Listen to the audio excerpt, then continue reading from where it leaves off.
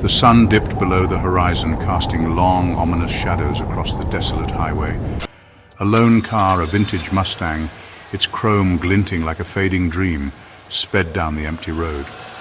Inside, the traveler, a man with eyes that held the weight of the world, gripped the steering wheel, his knuckles white as bone.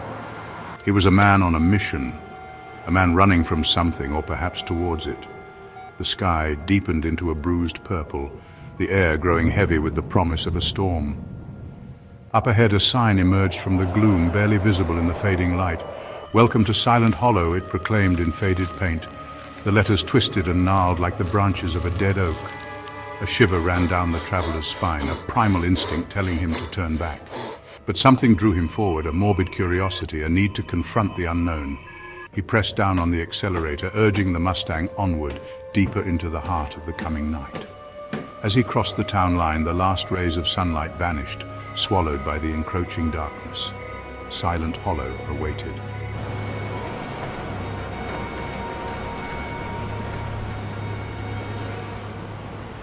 The town was shrouded in an unnatural stillness. The houses perched on the side of the road like watchful crows were dark, their windows vacant eyes staring out at the stranger. The only light came from a flickering neon sign above a rundown diner. Rosie's, open 24 hours. The traveler pulled the Mustang to a stop in front of the diner, the engine sputtering its last. He stepped out onto the cracked asphalt, the silence pressing in on him like a physical weight. He could hear his own heartbeat, a frantic drumbeat in his ears. He was tired, hungry, and suddenly very alone. Taking a deep breath, he walked towards the diner, the flickering neon sign casting grotesque shadows that danced and writhed on the pavement. As he approached the diner, he noticed movement in the shadows across the street. A figure, tall and slender, stood motionless, its face obscured by the darkness. He was being observed, scrutinized, judged.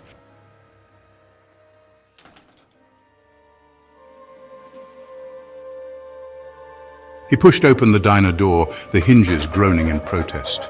The diner was empty, devoid of the usual comforting clatter of dishes and murmur of conversation. He moved towards the counter, his boots thudding on the checkered floor. He took a seat on a worn red stool, the vinyl creaking beneath him. "Hello?" he called out, his voice echoing strangely in the empty space. A sudden clatter from the back startled him, breaking the spell of silence. The diner, once a beacon of warmth, now felt like a trap.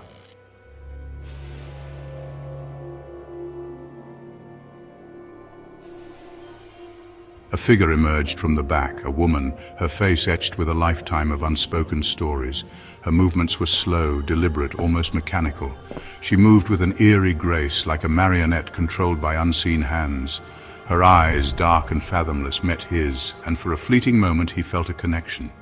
She didn't speak. Instead, her hands moved, her fingers dancing through a series of intricate gestures. He raised his hands in a gesture of peace. "I don't understand," he rasped.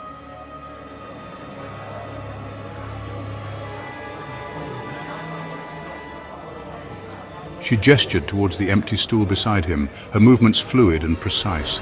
He hesitated, his gut screaming at him to run, but something in her eyes, a flicker of vulnerability, held him captive. He slid onto the stool, his body tense.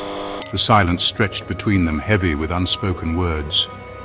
She reached beneath the counter and produced a worn notepad and a stubby pencil.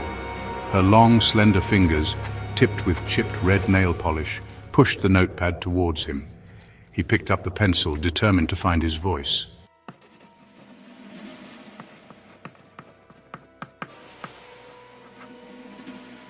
He scribbled on the notepad, "Why is it so quiet?" The woman read it, her face impassive. She wrote back, "Silence keeps us safe." He stared at the words, their simplicity doing little to quell the unease. "Safe from what?" He wrote again, pressing the pencil harder. She wrote back, "Don't speak of it, not here." He felt a chill course through him. The diner, once seemingly innocuous, now felt oppressive. He pushed the notepad back to her. "Tell me," he insisted. Her eyes met his, wide with a fear that mirrored his own.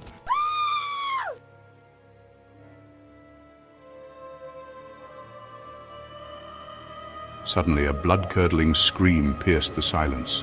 The woman flinched, her eyes widening in terror. She sprang from her stool, her gaze fixed on something beyond the diner's dusty windows. He followed her gaze, his heart pounding. A procession of townsfolk, their faces pale and drawn, marched down the deserted street. They carried torches, the flickering flames casting grotesque shadows. At the center of the procession, a young woman, her white dress stained crimson, stumbled forward. He watched in horrified fascination, his mind struggling to comprehend the scene.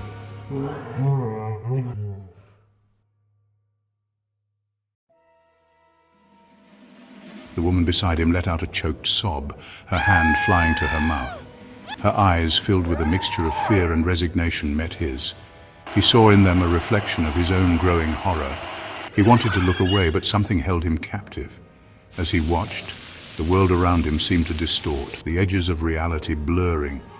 He realized with a sickening certainty that this was not the first time this ritual had played out. He was caught in a loop, a repeating nightmare from which there was no escape.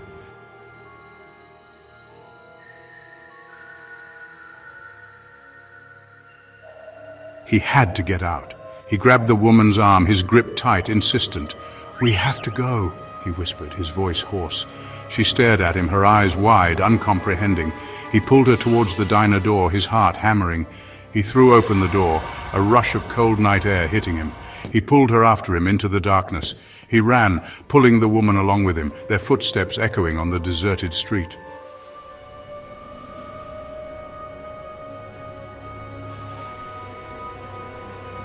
The streetlights flickered, casting erratic shadows. Buildings groaned and shifted, their facades rippling.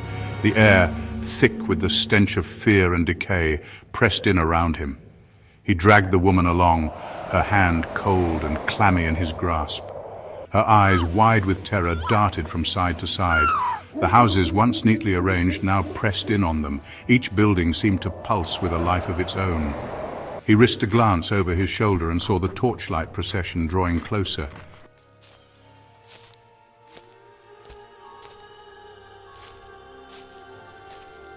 He veered into a narrow alleyway, pulling the woman after him.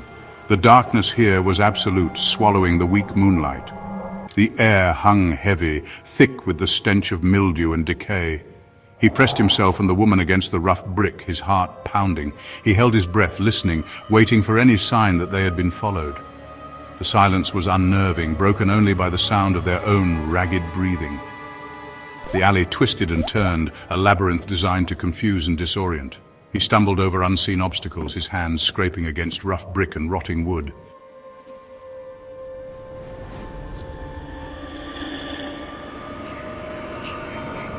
He opened his eyes, his gaze drawn to a faint light flickering at the end of the alleyway. Hope, fragile and fleeting, flickered in his chest. Was it an exit? A way out of this nightmare? Or was it another trick of the town, a lure to draw him deeper into its clutches? He tightened his grip on the woman's hand and cautiously made his way towards the light, his footsteps echoing softly in the oppressive silence. As they drew closer, he realized the light emanated from a small window, its glass cracked and grimy. He peered cautiously through the window, his heart sinking as he took in the scene before him. The room beyond the window was sparsely furnished, its walls bare except for faded wallpaper that hung in tattered strips. In the center of the room, a single candle flickered on a rickety table, casting long dancing shadows that stretched across the floor. But it was the figures huddled in the corner that made his blood run cold. They were townsfolk, their faces pale and drawn, their eyes reflecting a chilling mixture of fear and resignation. They huddled together, their bodies trembling, their lips moving in silent pleas. He realized with a sickening certainty that they were prisoners, trapped in this nightmare just like him, condemned to relive this nightmarish cycle for eternity.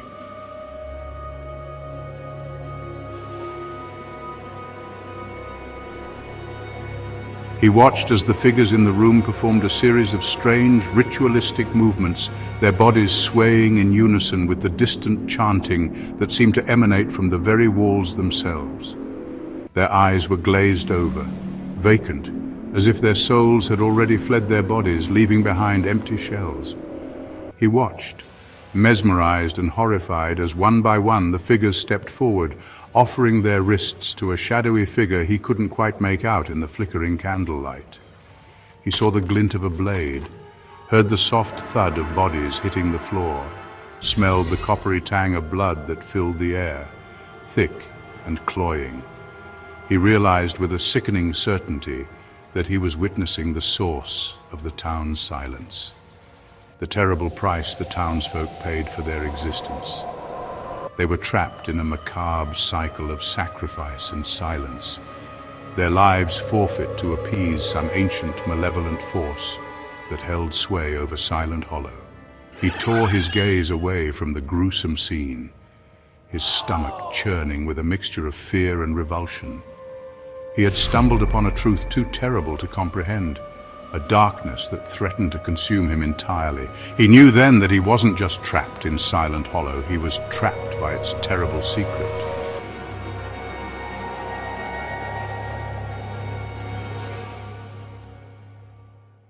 Section 5, No Dawn for the Lost. A hand clamped down on his shoulder, its grip vice-like. He spun around, his heart leaping into his throat. It was the woman, her eyes wide with a terrifying intensity. She was no longer the meek, frightened figure he had encountered. Something had shifted within her, a spark of defiance igniting in her eyes. She pointed a finger at him, her expression fierce, her hand moved in rapid, frantic gestures. She was warning him, telling him he didn't understand the horror. He opened his mouth to speak, but she clamped a hand over it. Her eyes, filled with fear and urgency, darted towards the street. He could hear the chanting growing louder, closer. They were running out of time. He saw the torchlight procession turning into the alleyway. They were trapped, hunted by something ancient and evil. There would be no escape from Silent Hollow, no dawn to break the night.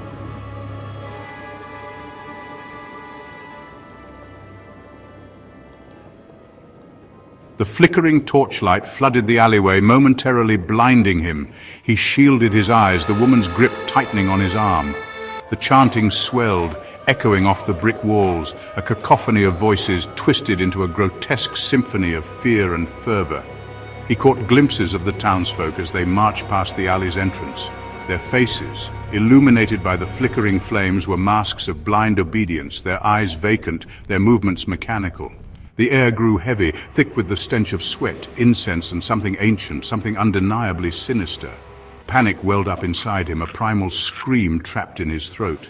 He had to get out, had to find a way to escape the suffocating grip of the town and its horrifying ritual. But the alley seemed to stretch endlessly before him, the exit nothing more than a distant glimmer in a sea of encroaching darkness. The woman pulled at his arm, her eyes wide with urgency. She understood the danger, the futility of resistance. This was her world, a world governed by ancient laws, by a pact sealed in blood and silence.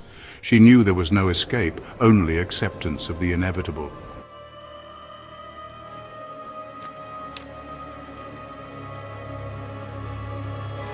He felt a strange pull, a force drawing him towards the chanting, towards the heart of the ritual.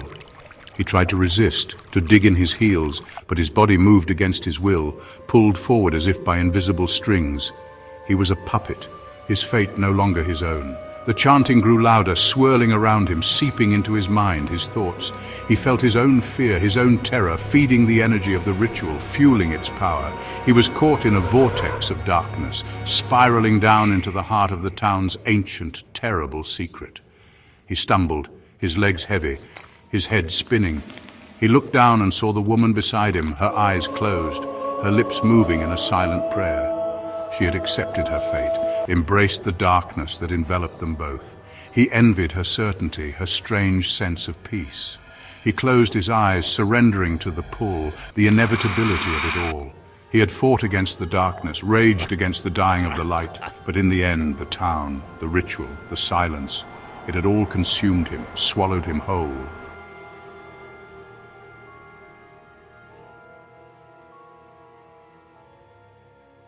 He opened his eyes to find himself in the town square, a vast open space ringed by the looming silhouettes of buildings that seemed to claw at the night sky.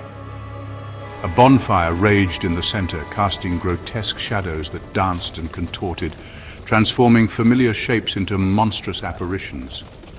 The townsfolk formed a circle around the fire, their faces hidden by the hoods of their dark robes. He saw the young woman in the white dress. her face streaked with tears, her body trembling as she stood before the flames. The two robed figures flanked her, their masks cold and menacing in the flickering firelight. He tried to speak, to scream, but no sound escaped his lips. His voice was gone, stolen by the suffocating silence that pressed in on him from all sides. He was a ghost, a spectator trapped in a nightmare he couldn't wake from. The chanting reached a fever pitch, a guttural roar that seemed to shake the very foundations of the town. The flames of the bonfire leapt higher, their heat licking at his skin, their light burning into his eyes, searing the image of the ritual into his mind, branding him with the mark of Silent Hollow.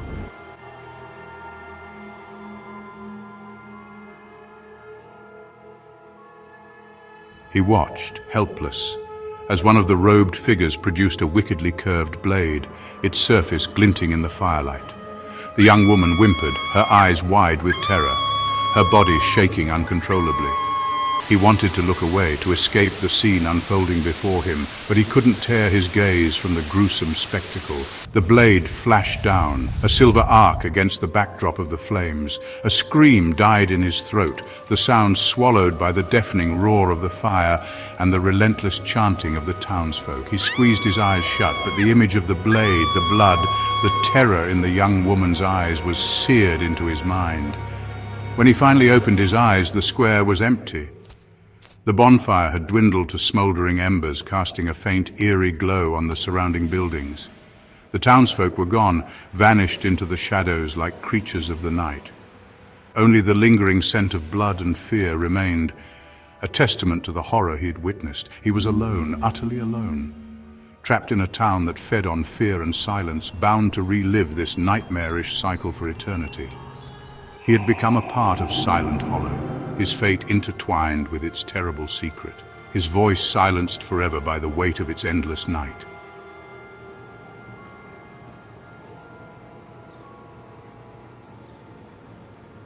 He stumbled through the deserted streets, his senses overloaded, his mind reeling. The silence, once oppressive, now roared in his ears, a deafening reminder of the horror he had witnessed, the horror he was now inextricably bound to. The buildings loomed over him, their shadows stretching out like grasping claws, eager to drag him back into the heart of the town's darkness.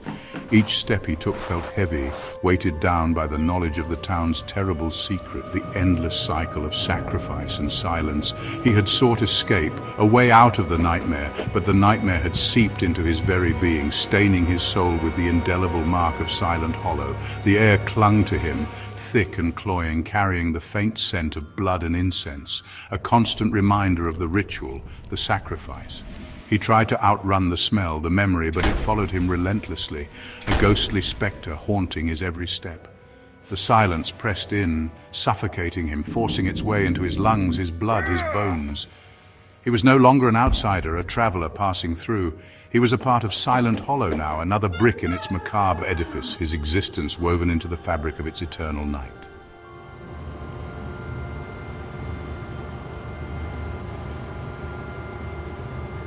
As he stumbled through the town, he noticed a faint light flickering in the distance. It beckoned him forward, a beacon of false hope in the suffocating darkness. He knew he should resist, should turn away, but something drew him towards it, a morbid curiosity he was powerless to resist. He emerged into the town square, his heart sinking as he recognized the scene before him. The bonfire had been rekindled, its flames leaping towards the night sky, casting grotesque shadows that danced and writhed like demons celebrating their victory. The townsfolk were gathering, their dark robes billowing around them as they moved with an eerie synchronicity towards the flames. Their faces were hidden once more, but he could sense their eyes upon him, watching, judging, welcoming him into their ranks. He watched in numb horror as a new figure was led towards the flames. A young man this time, his eyes wide with the same terror that had gripped the young woman before him. The cycle was beginning anew, the ritual repeating itself with an inevitability that chilled him to the bone.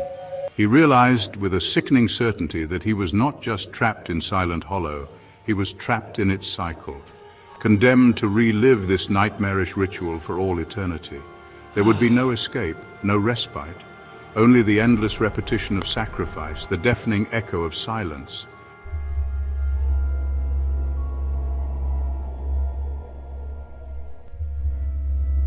He closed his eyes, the chanting of the townsfolk washing over him, seeping into his mind, his very being. He felt himself changing, his memories fading, his sense of self dissolving into the fabric of the town. He was becoming one of them, a willing participant in the macabre dance of death that played out under Silent Hollow's watchful gaze. He opened his eyes one last time, a single tear tracing a path down his cheek. The world around him seemed to shimmer, the edges blurring as if reality itself was breaking down. He saw his reflection in the flames of the bonfire, his features distorted, his eyes hollow and vacant, reflecting the emptiness that had consumed him. Then, everything went dark. The chanting faded, the flames died down, and the world around him solidified, becoming still, silent, eternal. He was trapped, frozen in time, a prisoner of his own nightmare, forever bound to the town that had claimed him as its own. The camera pans out, showing the town of Silent Hollow bathed in the eerie glow of the moon. The streets are empty, the houses dark, but a sense of unseen eyes watching lingers in the air. The silence is absolute, broken only by the whisper of the wind, a silent testament to the horrors that lie hidden beneath the town's placid facade.